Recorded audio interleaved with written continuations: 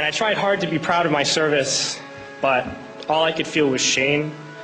And racism could no longer mask the reality of the occupation. These were people, these were human beings. I've since been plagued by guilt anytime I see an elderly man, like the one who couldn't walk, who he rolled onto a stretcher and told the Iraqi police to take him away. I feel guilt anytime I see a mother with her children, like the one who cried hysterically and screamed that we are worse than Saddam as we forced her from her home. I feel guilt anytime I see a young girl, like the one I grabbed by the arm and dragged into the street. We were told we were fighting terrorists.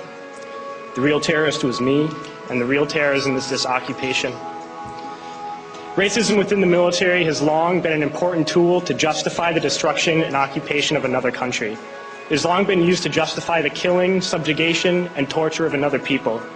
Racism is a vital weapon employed by this government. It is a more important weapon than a rifle, a tank, a bomber, or a battleship. It is more destructive than an artillery shell, or a bunker buster, or a Tomahawk missile. While those weapons are created and owned by this government, they are harmless without people willing to use them. Those who send us to war do not have to pull a trigger or lob a mortar round. They do not have to fight the war, they merely have to sell the war. They need a public who is willing to send their soldiers into harm's way. They need soldiers who are willing to kill and be killed without question. They can spend millions on a single bomb, but that bomb only becomes a weapon when the ranks of the military are willing to follow orders to use it.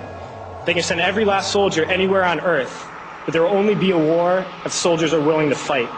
And the ruling class, the billionaires who profit from human suffering, care only about expanding their wealth, controlling the world economy, understand that their power lies only in their ability to convince us that war, oppression, and exploitation is in our interest.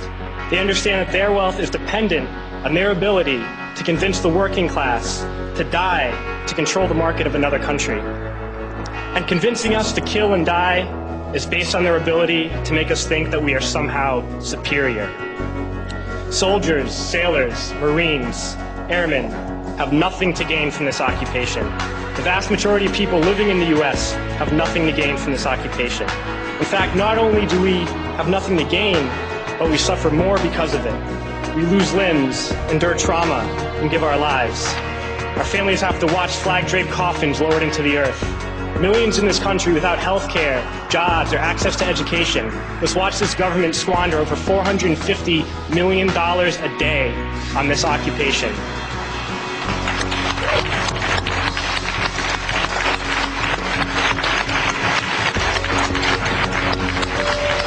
Poor and working people in this country are sent to kill poor and working people in another country to make the rich richer.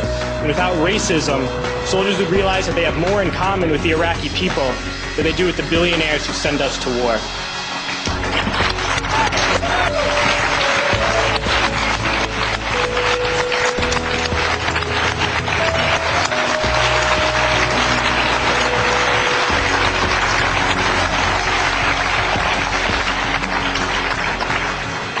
I threw families onto the street in Iraq, only to come home and find families thrown onto the street in this country, in this tragic and unnecessary foreclosure crisis.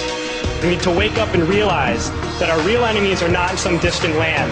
They're not people whose names we don't know and cultures we don't understand. The enemy is people we know very well and people we can identify. The enemy is a system that wages war when it's profitable.